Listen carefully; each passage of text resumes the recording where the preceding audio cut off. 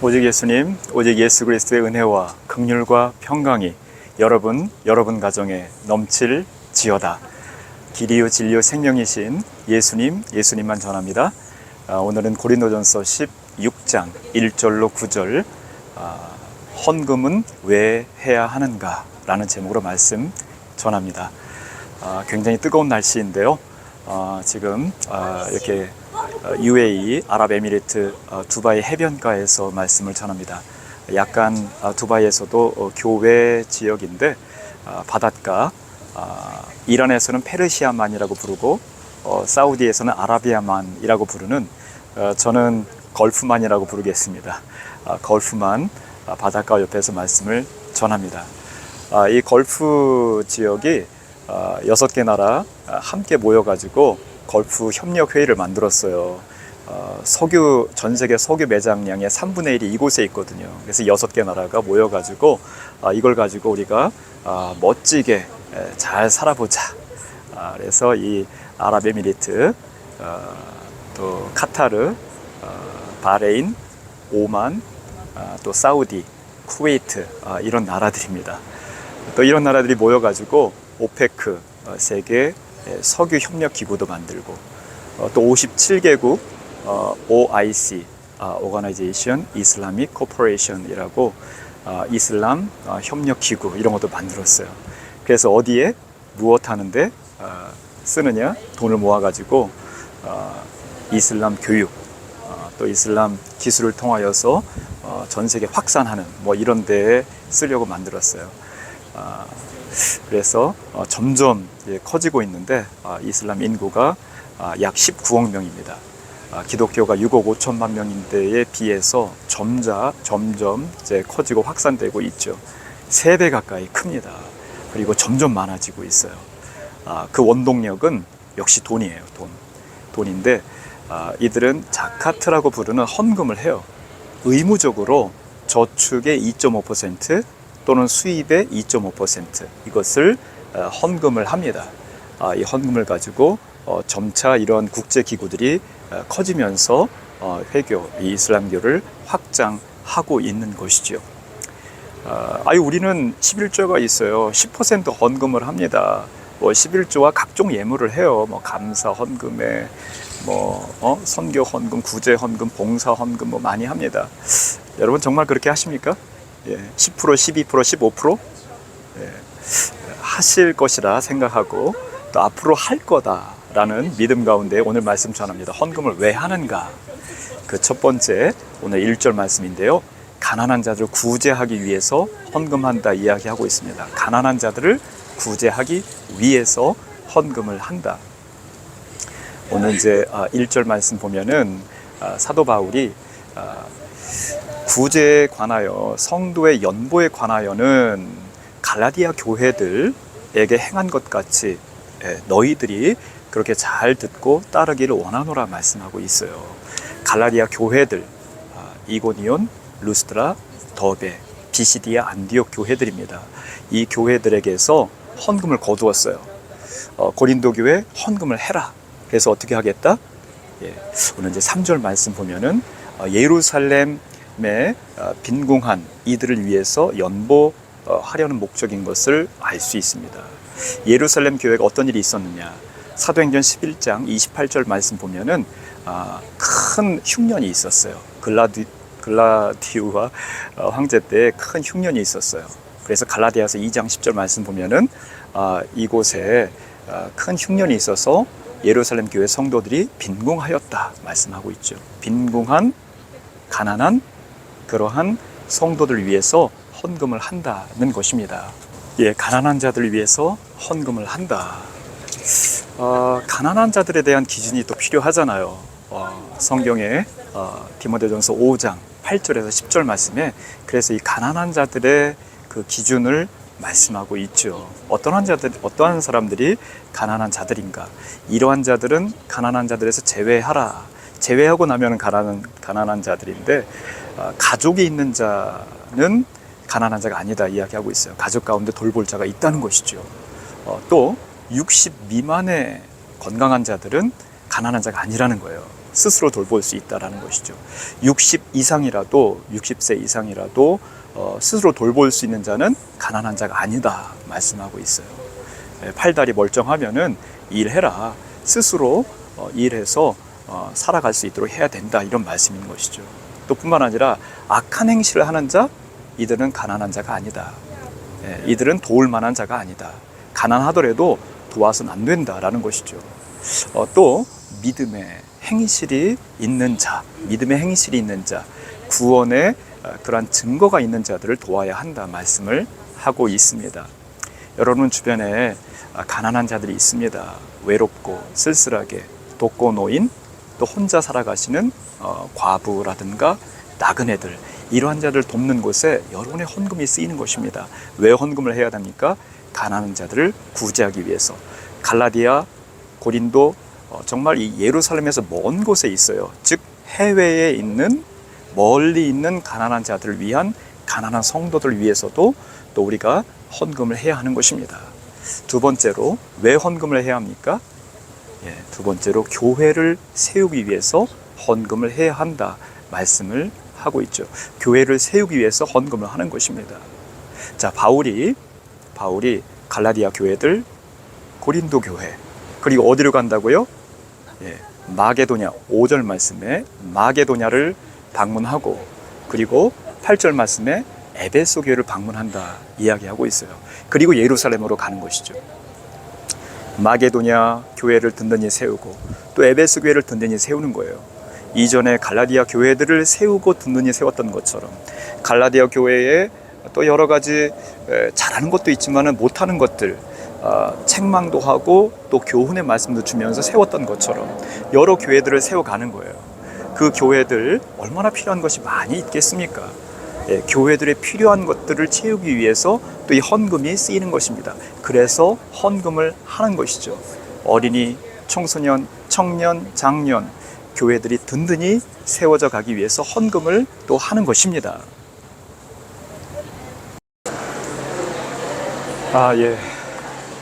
밖에서 3번째 시도하다가 결국 안으로 들어왔습니다. 밖에 온도가 너무 뜨거우면은 이 카메라가 작동을 안 하네요. 저는 처음 알았습니다. 계속해서 말씀 전합니다.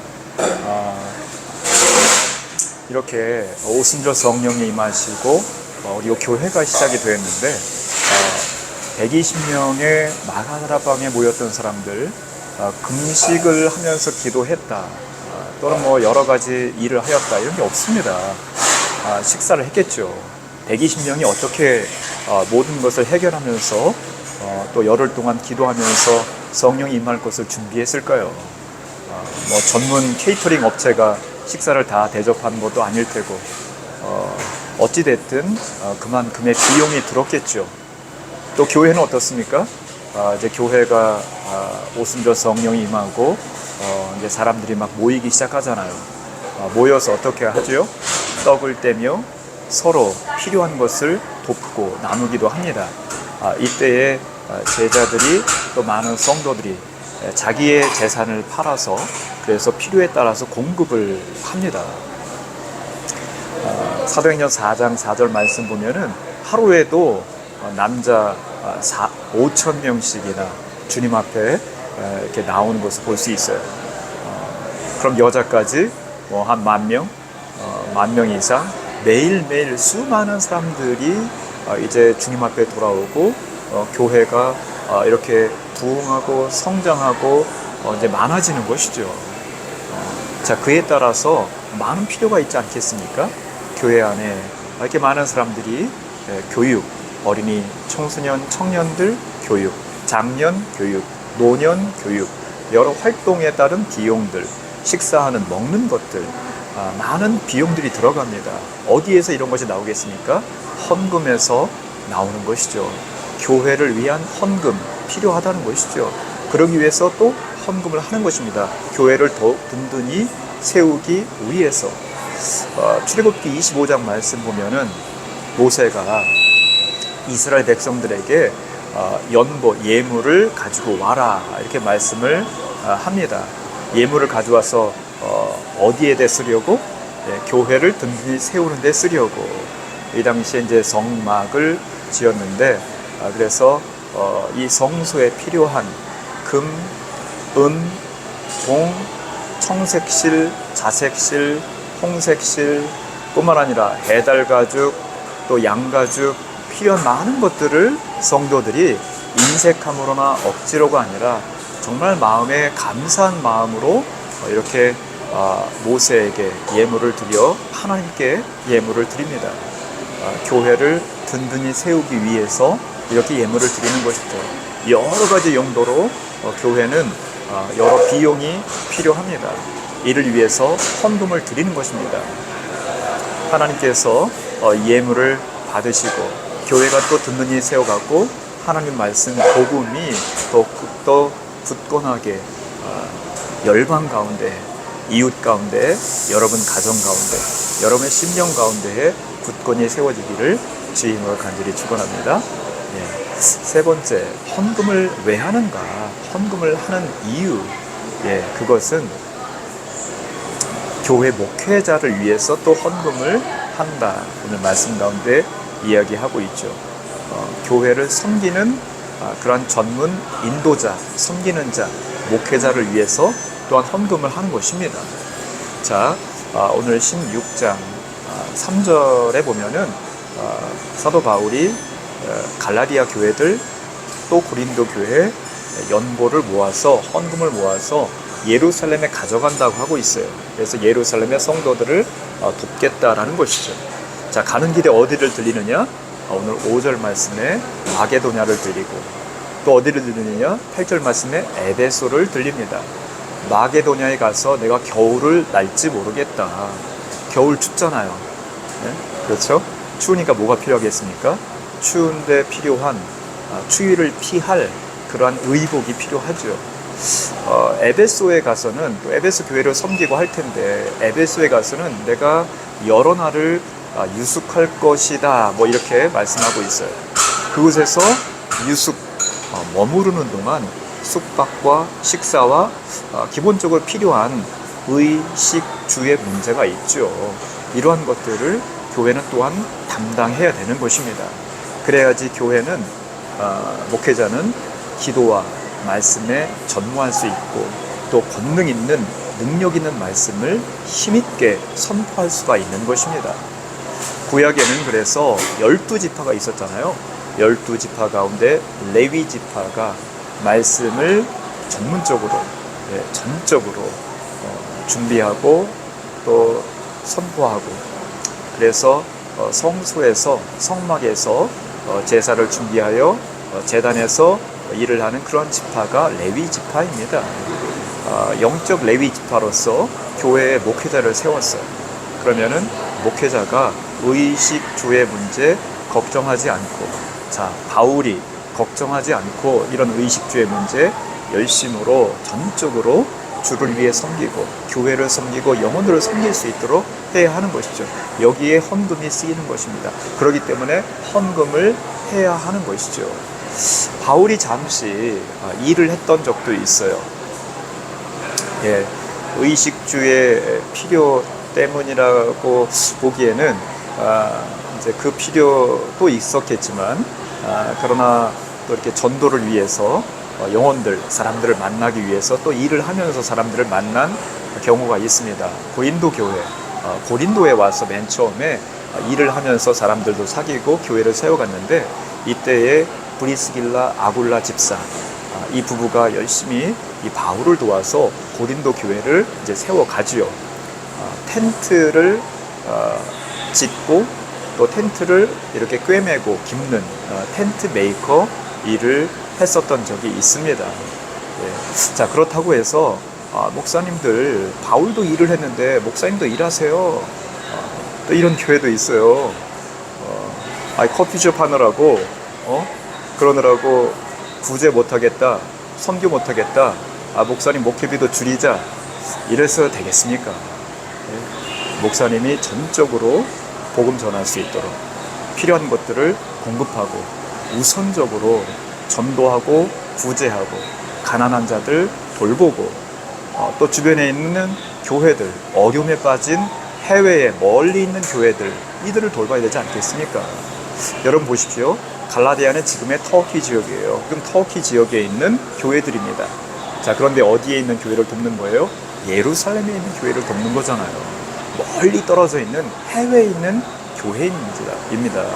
빈궁에 빠진, 흉년으로 가난에 빠진, 정말 어려운 이러한 이웃을 돕는 것이죠. 자, 이런 것에 이 일을 위해서 전적으로 부름받아서 수고하고 있는 목회자의 필요한 것들을 전적으로 또한 헌금을 통하여서 또 우리가 공급을 해야 하는 것입니다. 고린도전서 9장 9절 말씀 보면은 모세 율법에는 뭐라고 쓰여 있어? 모세 율법에는 곡식을 밟아 떠는 소에 망을 씌우지 말라, 이렇게 말씀이 기록되어 있잖아. 바울이 말을 하잖아요. 전 어릴 적 시골에서 자랐는데 소가 일을 할 때 그때 망을 씌웠다 뺐다 하더라고요. 자, 언제 씌웠다 뺐다 하느냐? 열심히 아침에는 소 여물을 소에게 줘요. 그러면 소가 막 열심히 여물을 먹습니다. 아주 배불리 먹어요. 그리고 밭갈러, 논갈러 이렇게 일하러 아침에 이제 나갈 때 그때는 잠깐 망을 씌워요. 소가 가다가 그냥 뭐 풀이 이렇게 있으면은 논두렁에 밭두렁에 그러면은 그 풀을 막 뜯어 먹거든요. 그러느라고 시간이 다 가요. 그러면 안 되니까 논밭에 갈 때 그때는 잠깐 쉬어요. 그리고 논밭에 가면은 막 열심히 일을 합니다.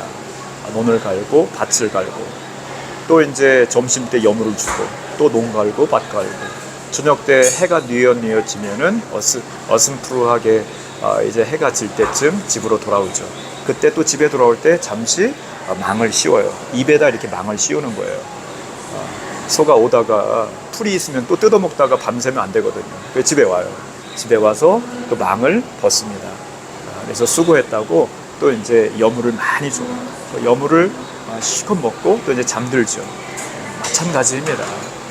곡식을 밟아 떠는 소에 이 망을 씌우지 말아라.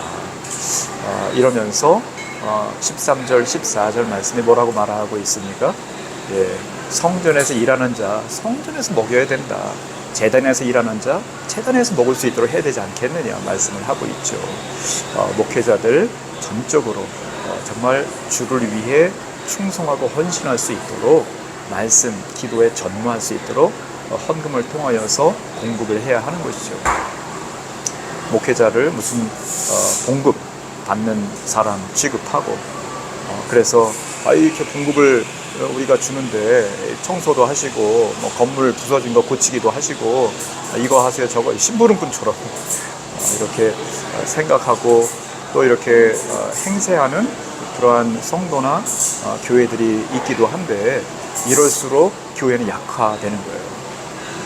이럴수록 또 교역자들이 회의를 느끼고 또 그만두고 그러면은 정직하고 충성스러운 목회자보다는 성도 또 상황에 그렇게 정말 적응해 가는 타협이죠. 순응해 가는 것이죠. 그런 목회자만 살아남게 되겠죠. 정직하고 충성되며 주를 위해 헌신하는 목회자를 원하십니까? 그렇다면 충분히 그 목회자가 주를 위해 충성 헌신할 수 있도록 교회를 온전히 세워갈 수 있도록 능력 있는 말씀, 권능 있는 말씀을 선포할 수 있도록 여러분이 돕고 헌신을 해야 할 것입니다. 자, 두바이 바닷가에서 낮에 말씀을 전하다 보니까 너무 뜨거워서 이렇게 3번이나 자리를 옮겨서 결국 이 실내에서 말씀을 전하고 있는데 헌금에 대한 올바른 자세, 헌금을 왜 하는가 하는 말씀을 보았습니다. 이 이슬람 국가들이 2.5% 이렇게 의무적으로 자카트 헌금을 거두어서 이들이 원하는 것들을 점차 세워가고 확산하고 있잖아요. 전 세계 이슬람 교도가 19억 명입니다. 기독교 인구는 6억 5천만 명. 기독교 인구보다 3배나 많아요. 이거 점점 많아지고 있습니다. 우리는 뭐 11조 10%를 헌금한다고요? 여러분 정말 수입의 10% 헌금하고 있습니까? 11조와 각종 예물들이니까 뭐 12%, 15% 될 수도 있는데 정말 그렇게 한다면은 6억 5천만 명 아니면 훨씬 더 많은 전 세계 곳곳에 복음이 전해졌을 것입니다. 정말 진실되게 정직하게 또 충성되이 헌금도 하시고 그래서 주의 복음이 세계 열방 가운데에 전해지고 여러분이 축복의 통로로 쓰임받게 되기를 주의 이름으로 간절히 축원합니다. 오직 예수님. 네, 두바이 걸프만이 보이는 바닷가 근처입니다. 보시면은 이렇게 나무들도 있고 그리고 옆에 가로수들 또 이러한 그 플랜트 꽃 식물들도 있는데 사막이잖아요. 이렇게 물 호스가 다 이렇게 놓여져 있습니다.